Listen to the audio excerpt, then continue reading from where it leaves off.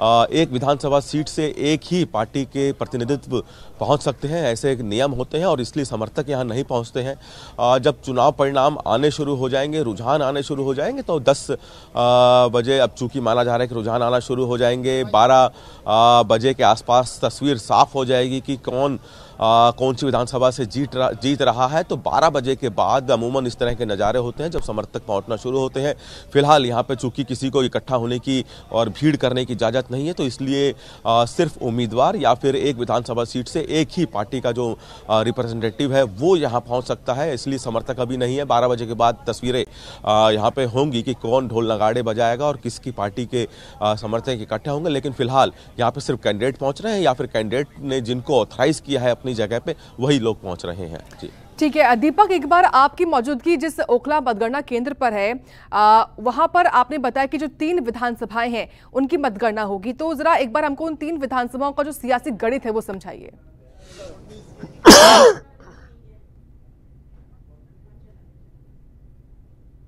देखिए बिल्कुल सियासी गणित बड़ा दिलचस्प है और आप देखेंगे कि ज़्यादातर जगह चूंकि आम आदमी पार्टी की सरकार दिल्ली में चल रही थी, तो कुछ जगहों को छोड़ दें तो तमाम जगहों पर आम आदमी पार्टी के विधायक थे। यहाँ की अगर हम बात करते हैं, इन विधानसभाओं की अगर हम बात करते हैं, तो यहाँ ज़रूर एक जगह पर भारतीय जनता पार्टी के विधायक थे, नहीं बाकी जगहों पर अगर देखा जाए तो आम आदमी पार्टी के विधायक थे। और ये तमाम इस पूरे चुनाव की अगर हम बात करें, आज मतगणना है लेकिन हमें देखना पड़ेगा कि ये जो चुनाव हुआ, इस चुनाव के दौर में क्या रहा।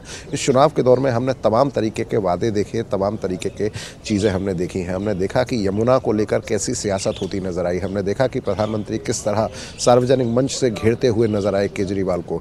हमने देखा कि कल तक जो दोस्ती हुआ करती थी, लोकसभा चुनावों की हम बात कर रहे हैं कि लोकसभा चुनावों तक जो आम आदमी पार्टी और कांग्रेस एक दूसरे का साथ देती थी, साथ में हम साथ साथ हैं का गाना गाते हुए नजर आते थे, ये किस तरह से एक दूसरे से इनकी दोस्ती टूटी। और राहुल गांधी खुले मंच से जिस तरीके से आम आदमी पार्टी पर हमला बोलते हुए नजर आए, तो बहुत दिलचस्प एक तरह से इस चुनाव को आप देख सकते हैं कि जब चुनाव के प्रचार के दौरान जिस तरीके से जो कल तक एक दूसरे के साथ गले मिलकर घूमते थे, उनके बीच में जिस तरीके से कहा जाता था कि इनकी विचारधारा एक हो गई है, किसी कॉमन मिनिमम जो प्रोग्राम है उस पर कहीं ना कहीं एक हुए हैं। लेकिन इन चुनावों ने बता दिया कि राजनीतिक पार्टियां चाहे किसी भी स्तर पर क्यों ना हो, लेकिन राजनीतिक पार्टियां आमतौर पर केवल जीत के लिए काम करती हैं, अपने स्वार्थ के पूर्ति के लिए काम करती हैं। और बिल्कुल यही होता हुआ नजर आया।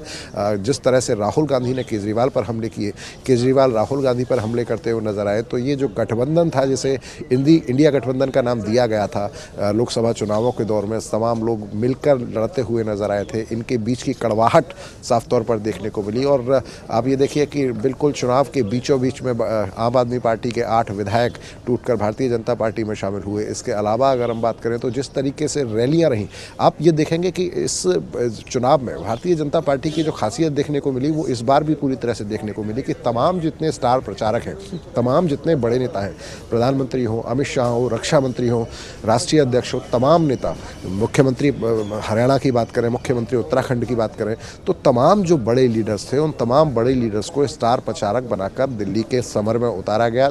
पूरी तरह से कोशिश भारतीय जनता पार्टी की है कि जो 27 सालों का वनवास है वो किसी तरह से खत्म हो, इस बार किसी भी तरह से दिल्ली की सत्ता पर काबिज हुआ जाए।